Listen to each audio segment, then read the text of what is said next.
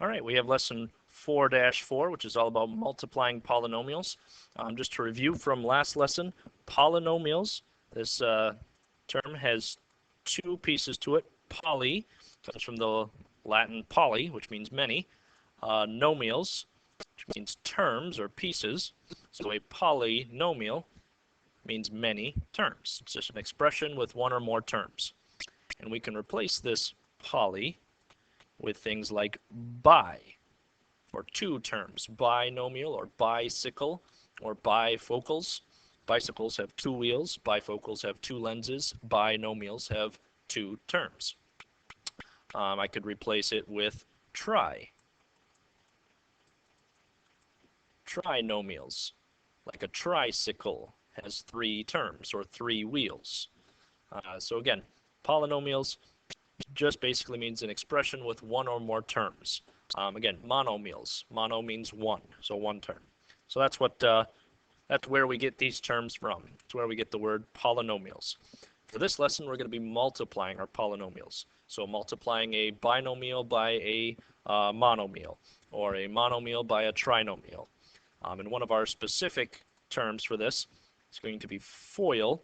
It's a technique for distributing two binomials. So when you have an expression with two terms times an expression with two terms, you can FOIL it to find the answer. The letters FOIL, F-O-I-L, stand for first, outer, inner, and last. So what we mean by this, for F, for first, the first terms of each binomial are multiplied together. So in an example like this, A plus B, that's a binomial, times C plus D, that's a binomial. We'd have A times C first. That'd be right there. Right? That's our two first pieces. And then we would have A times D, that's the two outside ones. AD, that's our outer. Those two are outside. Notice the green dots are at the edges there. So A times D. Then we'd have inner. So B times C. Those are the two inside ones. B times C right here. And then the last piece would be the last ones. B is the last piece of this binomial. D is the last piece of this binomial, so BD. Okay, so kind of with these dots, you can see that it's the first ones, then it's the outside ones, then it's the inside ones, then it's the last ones. First, outer, inner, last.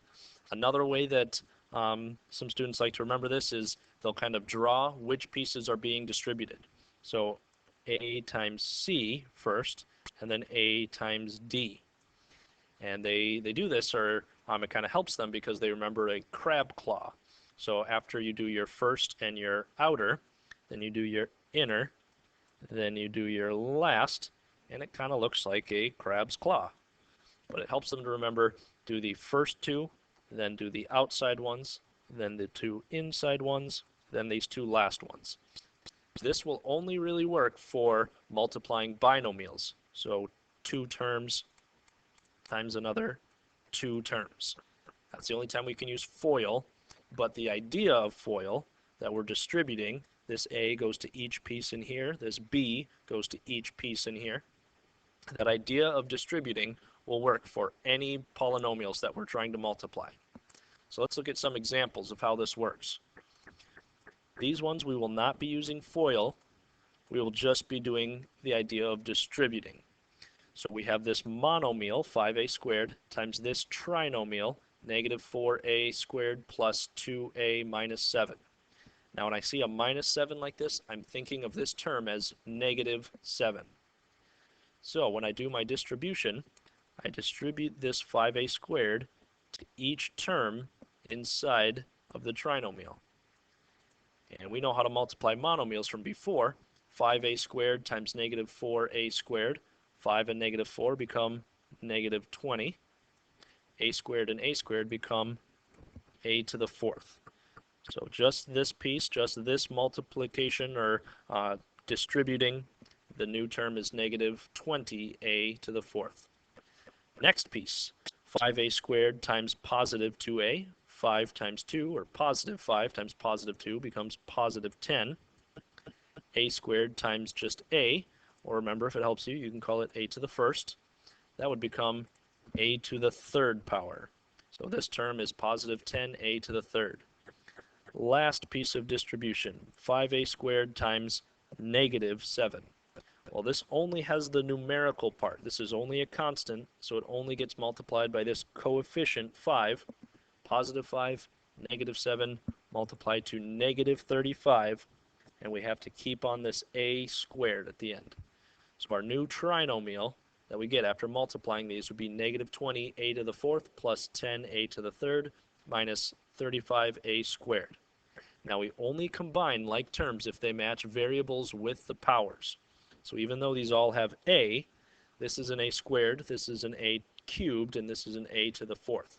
So none of these will combine, and we will just say this is our final answer, this new trinomial. So let's do the same thing with our next problem here. We have the monomial being multiplied by another trinomial. So to do that, we do that distribution. We have to times it by each term inside here. Now again, because this is minus 4b, we're thinking of it as multiplying by a negative 4b. And we can think of it as b to the first power as well. Because this is minus 9, it's like multiplying by a negative 9. So looking at each of these pieces, negative 6b cubed times positive 3b squared becomes negative 18b to the fifth. Negative 6, positive 3 become negative 18. b cubed, b squared become b to the fifth. Next term, negative 6b cubed times negative 4b to the first. Negative 6 times negative 4 become positive 24.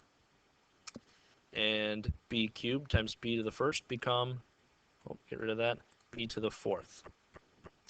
Last piece, negative 6b cubed times negative 9. Well, negative 6 times negative 9 would become positive 54, and we keep that b cubed on there. Same thing as before, we can't combine any of these because each b has a different power, a different exponent with it, so they're not technically like terms, so we keep it as this trinomial. For our next examples, again, we have a monomial times a trinomial, but also over here we have a trinomial being multiplied by a monomial. So what's the difference between these ones, A and B, and C and D here? Well, in between this monomial times a trinomial, there is a minus sign, meaning that we're combining this answer with this answer. Instead of just combining it though, like if it was a plus sign, we would just combine everything as it is. Because this is specifically being subtracted, we think of it as adding a negative. So I don't think of this as positive a times each of these things because it's a minus in front of it. I'm thinking of it as negative a times all of these ones. If this said plus, I would keep it as a times each of these ones. But because it was minus, I change it to plus negative a times all of these ones. Now, before we get going with this, I'm just going to put my a to the first power, a to the first power, a to the first power, so I remember all of my powers. Now I'm going to go ahead and do this monomial, use blue, times this term, and times this term. Same thing, this monomial times this term, and this term. So I remember to do each piece individually. 3 times 5a becomes 15a, or sorry, times 5a squared becomes 15a squared. 3 times positive 2a to the first becomes positive 6a to the first. Or we can just write it as 6a. 3 times negative 5 becomes negative 15, or minus 15. So this was the answer just to this monomial times trinomial. Now we have to combine it, or add it, with all of these new terms. Negative a to the first power times positive 6 times a to the second. Negative times a positive is a negative. 6 is the only number part, so we leave the 6. A to the first times a to the second becomes 6a cubed. So our new term is negative 6a cubed. Next piece, negative a to the first times positive 2a to the first. Well, a negative times a positive would become negative. 2 is the only number part, so we have a 2. A to the first times a to the first become a to the second, or a squared. And last piece, negative a to the first times negative 4. Negative times negative is positive. A to the first is the only variable. 4 is the only number. So it's a positive 4a. Now, in this one, we go back to combining like terms. If we look at these, we want to write this in standard polynomial form, so we want the highest degree first. That would be this term, this a cubed term. None of these other ones have a cubed, so that stays as our leading term, negative 6a cubed. As we look across here, though, we have a 15a squared and a minus 2, or negative 2a squared. We can combine these two because they both have the a squared piece. So positive 15, negative 2, or minus 2. And I think I got to change this one. Should become 13. Positive 15, negative 2 become positive 13a squared. So we've taken care of those pieces. Now if we look at positive 6a and positive 4a, those ones can combine. 6 plus 4 become 10, so 10a. And at the end we've got this minus 15 or negative 15 as a constant, still all by itself.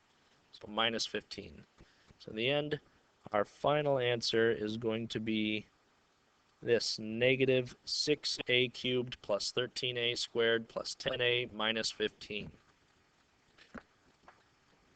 Last one, example D. Again, we have a monomial times a trinomial combined with another monomial times a binomial. Oh, sorry, this one wasn't a trinomial, this is a binomial. There's only two terms. I think I said trinomial, I meant binomial. Again, since it's being combined, we're adding all of these answers with all of these answers.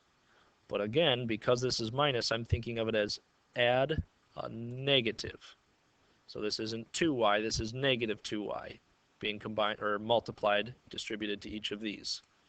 So again, I'm going to draw my paths, little arrows, so I remember to distribute this to each piece in here and distribute this to each piece in here. So that'll help me remember all of the new terms that I need to get, and then I will combine them at the end. So 10z times 10y squared z to the fourth. Should have done this earlier. Well, z is to the first power. Same with this z is to the first power. This y is to the first power. This y is to the first power, and this y is to the first power. So I wrote in all my powers, so now it can help me remember 10 times 10 is 100. Y is all alone because there's no y's over here, so y squared stays. Z to the first power and z to the fourth power, when we multiply them, become z to the fifth power. So just this term for multiplying these two pieces becomes 10y squared z to the fifth. Next term then, 10z to the first times 5y squared z to the first. Well, 10 times 5 is 50, plus, or positive, because these are both positive numbers. Z to the first times z to the first would be a z to the second, and this y to the second stays there as well. So our variable portion would be y squared z squared. We always write the y's in front of the z's because alphabetically y comes before z. Again, it's just kind of part of standard form. You'll always write the variables behind your coefficients in alphabetical order.